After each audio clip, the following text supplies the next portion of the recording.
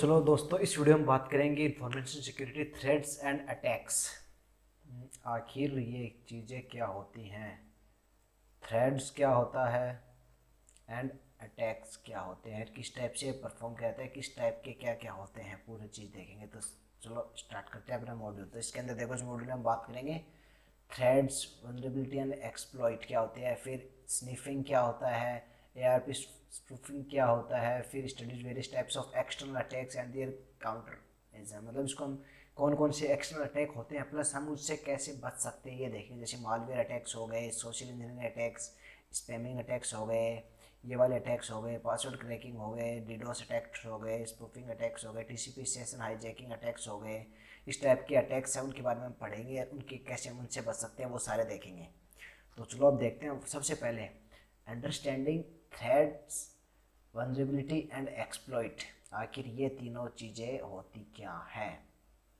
तो देखो, threads threads अगर हम नॉर्मल बात करें कि थ्रेड्स क्या होती है, तो थ्रेड्स देखो, यहाँ पे देखो, threads an action or event that might compromise security. A threat is a potential violation of a security. मतलब कुल मिला के एक ऐसी बात है कि मतलब कोई भी एक इवेंट या कोई भी एक एक्शन कर रहे हो जो कि आपकी सिक्योरिटी को कॉम्प्रोमाइज कर रही है, उसको हम थ्रेट्स बोलेंगे सिंपल लैंग्वेज में। तो ये हो गया थ्रेट्स। मतलब कोई भी आपको कोई ऐसा काम कर रहा है, कोई ऐसा एक्शन परफॉर्म कर रहा है जो कि आपकी सिक्योरिटी को कॉम्प्रोमाइज कर रहा है, तो उसको हम थ्रेड्स बोलेंगे। फिर देखते हैं वनरेबिलिटी आखिर क्या चीज़ होती है।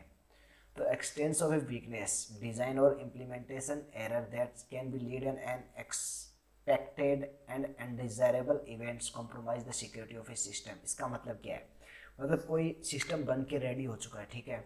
अब उस सिस्टम के अंदर कुछ वीकनेसेस रह गई हैं, कुछ डिज़ाइन करते टाइम कुछ रह गई हैं, या फिर कोई एरर रह गया है। एरर मतलब कैसे, जैसे किसी ने कोई सॉफ्टवेयर बनाया, अब उसको जो मतलब जो आउटपुट देना चाहिए वो नहीं दे रहा, उसकी जगह कुछ और आउटपुट देने लग गया, एरर गया, तो वो क्या है, वो आ जाती है वनरेबिलिटी में। मतलब वो उसके अंदर कुछ लूप होल रहा है, तो लूप होल को हम वनरेबिलिटी बोलते हैं यहाँ पे। फिर बात करते हैं एक्सप्लॉइट, आखिर ये क्या चीज़ होती है। तो a defined way to breach the security of an IT system through vulnerability. मतलब ये क्या है, एक्सप्लॉइट क्या होता है, मतलब कोई भी एक जो सिक्योरिटी ब्रीच हुआ, मतलब कोई भी एक वनरेबिलिटी है, उसका यूज़ करते हैं उस सिस्टम पे हम हार्म करते हैं, फिर उस पर एक्सेस पाने की कोशिश, उसको हम एक्सप्लॉइट बोलते हैं। कुल मिला के ऐसा बात कर लो, मतलब एक सिस्टम जैसे ये कोई पीसी है, ठीक है, इसमें कोई ऑपरेटिंग सिस्टम है। अब इस ऑपरेटिंग सिस्टम में कुछ लूप होल है, तो बाहर कोई अटैकर इस पे, अब लूप होल क्या हो गया, वो हो गई वनरेबिलिटी, मतलब इसको डिज़ाइन करते टाइम उसमें कुछ वीकनेस रह गई है, ठीक है। अब ये क्या करेगा, एक्सप्लॉइट क्या होता है, अब यहाँ से कुछ इस पे किसी ने इस पे एक्सेस कर रहे हैं ना, तो इसको हम बोलते हैं एक्सप्लॉइट। हम मतलब एक्सप्लॉइट कर रहे हैं इस पर कुछ, मतलब इस पर हम एक्सेस पाने की कोशिश कर रहे हैं उस वर्नेबिलिटी की, मतलब इसमें जो कमी है ना, उस कमी को यूज़ लेते हुए हम इसको एक्सप्लॉइट कर रहे हैं। तो ये होती है एक्सप्लॉइट। आज से अगर तो आपको थ्रेड क्या होती है, वल्नरेबिलिटी क्या होती है, एक्सप्लॉइट क्या होती है, तीनों टर्म समझ में आ चुकी हैं। इस पॉइंट में ये इंपॉर्टेंट है, ओके। अब बात करते हैं आगे। इंटरनल थ्रेड्स, थ्रेड्स मोस्टली दो टाइप के होते हैं, मतलब या तो हो सकता है इंटरनल या होगा एक्सटर्नल। अब इंटरनल एक्सटर्नल का क्या मतलब है, अभी हम इंटरनली बात करते हैं, एक्सटर्नली भी हम आगे बात करेंगे। तो इंटरनली मतलब कोई ये ऑर्गेनाइजेशन है, फिर कोई ये कंपनी है, जैसे ये कोई ऑर्गेनाइजेशन है, ठीक है। अब इस पे अटैक दो ही टाइप से हो सकते हैं, या तो यहाँ के कोई अंदर के बंदे हैं, या फिर इसमें काम कुछ वो होंगे, या फिर इसके जो बाहर के बंदे होंगे वो इस पे अटैक करेंगे, ओके। इसके अलावा तो कुछ बचा नहीं है इसमें, पूरा हमने जितना भी सब कुछ कवर कर लिया है, ओके। अब इंटरनल थ्रेड्स की बात करें कि जो इसको अंदर वाले बंदे हैं वो कैसे अटैक कर सकते हैं इस पर।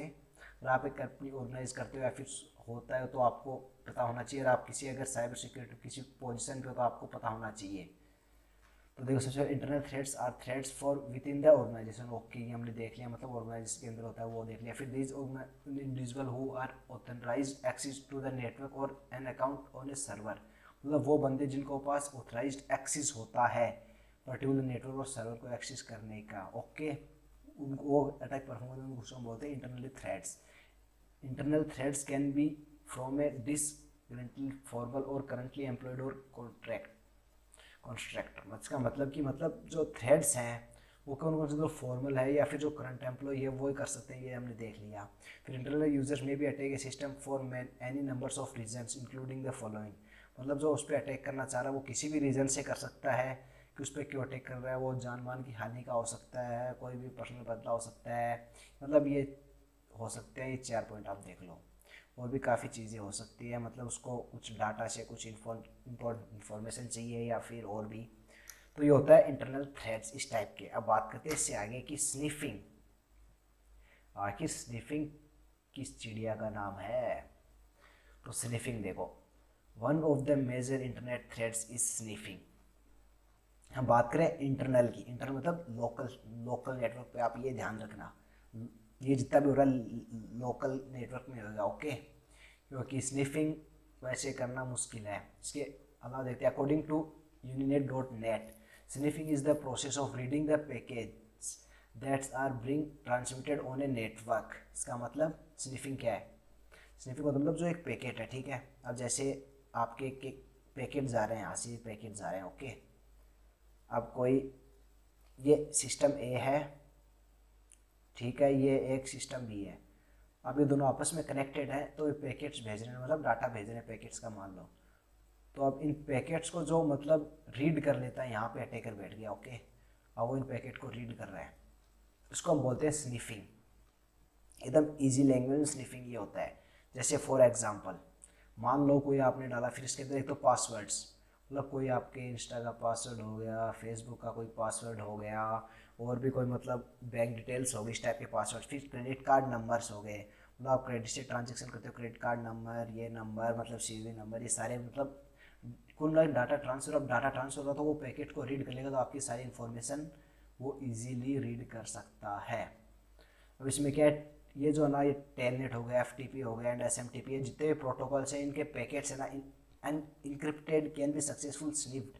इसका मतलब क्या है, मतलब टेलनेट, FTP एंड SMTP जो प्रोटोकॉल्स हैं, अगर इनके पैकेट इनक्रिप्टेड नहीं होंगे, मतलब नॉर्मल फॉर्म में जाएंगे अनइनक्रिप्टेड में, तो इसको इजीली स्निफ्ट किया जा सकता है। स्निफ्ट मतलब इजीली रीड किया जा सकता है। कुल मिला के आप बात ये समझ लो। तो आपको ये भी समझ में आया कि स्निफिंग आखिर क्या होता है, इसको कैसे रीड करते हैं, ओके। फिर भी कोई डाउट हो तो कमेंट कर सकते हो, या फिर एक बार वीडियो को पीछे ले जाके वापस देख लो, ओके। अब इससे आगे बात करते हैं स्निफिंग काउंटर मेजरमेंट्स। आखिर इसको हम कैसे बच सकते हैं? देखो, utilise switch instead of hubs. Switches receive packets directly from the organizing computer and send the directly to the mechanism which they are addressed। मतलब इसका क्या, आप एक सिस्टम है, एक यहाँ पे एक वहाँ पे, मतलब दो में से उनके बीच में आप एक स्विच लगा दो, तो स्विच क्या करेगा, मतलब डाटा को इनक्रिप्ट डिक्रिप्ट करता रहेगा, ताकि उसको इजीली हर कोई बंदा रीड ना कर पाए। बीच में कोई है तो वो इजीली उसको रीड नहीं कर सकता। फ़ायदा मतलब इनक्रिप्टेड वे में इसको स्विच लगा दो, ओके।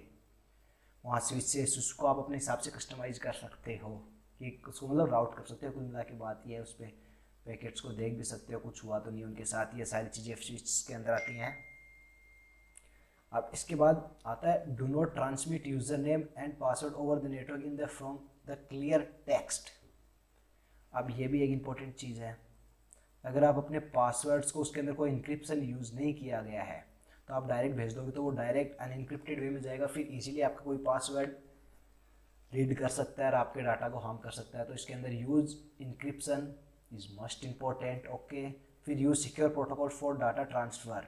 उसके अंदर सिक्योर प्रोटोकॉल्स डाटा ट्रांसफ़र के लिए यूज़ करो। अगर आपको नहीं पता है कि प्रोटोकॉल्स, तो हमने आपको देखो, हमने ऑलरेडी इस यहाँ पे बना रखी है, देखो प्लेलिस्ट, हमने ऑलरेडी इसके बारे में बात कर रही है कि किस टाइप के प्रोटोकॉल्स होते हैं।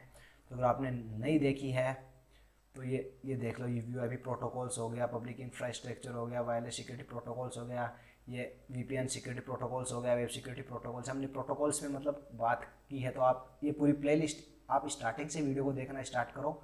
ये वीडियो नंबर अपनी 11 है, तो आपको ईजिली सब कुछ समझ में आएगा, वेरी ईजी वे में। तो बात करते हैं आगे। अब इस देख लिया स्निफिंग से हम कैसे बच सकते हैं, अपने डाटा को कैसे सिक्योर रख सकते हैं, कोई पैकेट्स को रीड ना कर पाए। अब इसके बाद आता है ARP स्पूफिंग। आखिर ये क्या चीज़ होती है? अब देख, ARP is address resolution protocol. It's use a map network layer IP address to data link layer MAC addresses. ये क्या होता है? Address resolve protocol, okay. उसके अंदर एक बार इसके बाद में हम बात भी करेंगे कि ARP स्पूफिंग वर्क कैसे करता है आखिर, और अभी देखते हैं आगे। और knowing the MAC address of another host और network. ARP broadcast message required for a MAC address. ये मतलब मैक एड्रेस के थ्रू ये वर्क करता है। ऐसे मान लो इसके अंदर मैक एड्रेस का भी यूज़ होता है। और जो ARP स्नूफिंग है ये ओनली फॉर लोकल नेटवर्क पे ही पॉसिबल है।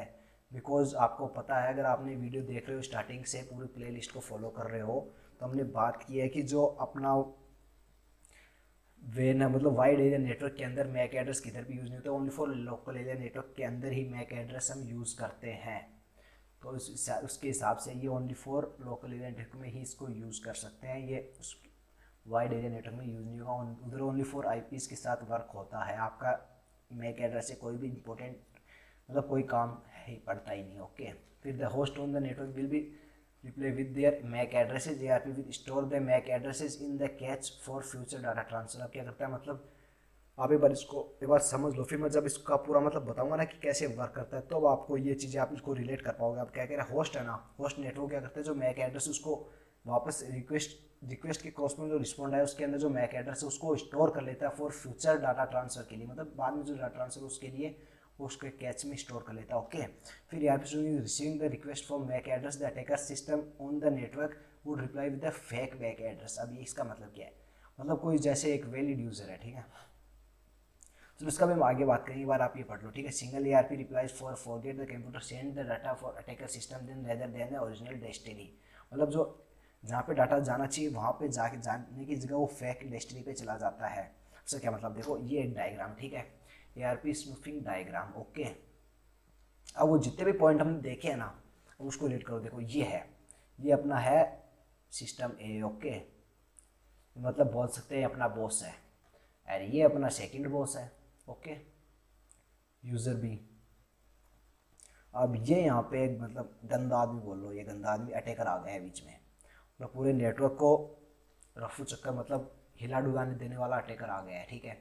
अब ये इजीली पूछता है 10.1.1 आर यू देयर।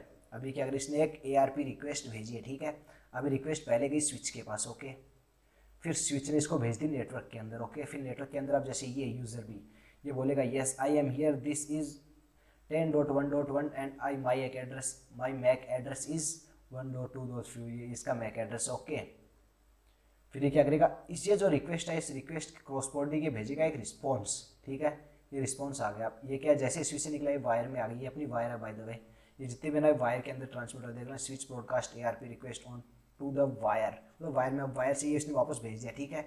अब ये क्या करेगा, ये है अटैकर।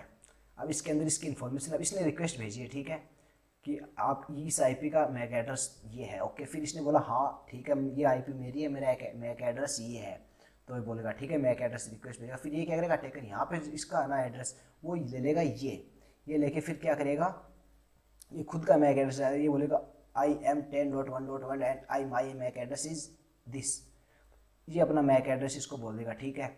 अब इसको क्या लगेगा, A वाला इसको लगेगा कि ये मैक एड्रेस है इसका 2 वाले बॉस का, बट असल में तो ये मैक एड्रेस अटैक अपने हैकर भाई का है।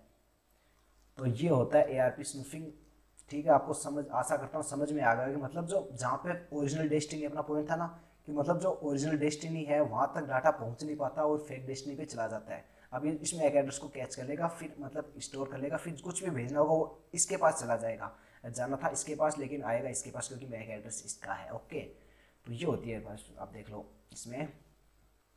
अब ये वेट करता ही रह जाएगा कि यार डाटा नहीं है, डाटा नहीं है, डाटा नहीं है, यार ये पूरा अपना काम वाम करके अब वो सारी इन्फॉर्मेशन, अब क्रेडिट कार्ड की जितनी भी इन्फॉर्मेशन है वो इजीली ये ले सकता है। तो ये होती है अपनी ARP स्नूफिंग। आशा करता हूँ आपको इजीली समझ में आ गया ARP स्नूफिंग क्या होती है, स्निफिंग क्या होती है। अब एक बार देख लेते हैं वापस हमने क्या क्या देखा है। देखो हमने सबसे पहले देखा है थ्रेड्स क्या होते हैं, हमने टेक एक्सपर्ट्स देखे हैं, फिर उसके बाद इंटरनल थ्रेड्स देखे हैं, फिर इंटरनल थ्रेड्स क्या होते हैं, फिर स्निफिंग क्या होती है, फिर स्निफिंग कंक्लूजन देखे, फिर ARP स्नूफिंग क्या होती है। उसके बाद में इसको समझा है कि किस टाइप से वर्क करती है, किस टाइप से हैकर भाई बीच में आके पूरा गफला करके जाते हैं। तो इस वीडियो में हम इतना ही। अब वीडियो को आगे बढ़ा के जाएंगे, इसके अंदर कैसे कैसे एक्सटर्नल अटैक्स क्या होते हैं, वो कैसे वर्क करते हैं, उसके अंदर क्या क्या चीज़ें होती हैं, वो सारा देखेंगे। तो प्लेलिस्ट में बने रहिए। प्लेलिस्ट अगर अभी तक आपने इस प्लेलिस्ट को अगर वो नहीं किया है तो इसको आप अभी बुक मार्क कर लें, बुक मार्क करके इसको सेव कर लें, क्योंकि जितने भी इसको हम काफ़ी आगे लेके जाएंगे, पूरा कंप्लीट कोर्स आने वाला है। तो इस वीडियो में इतना ही। Take care, bye bye.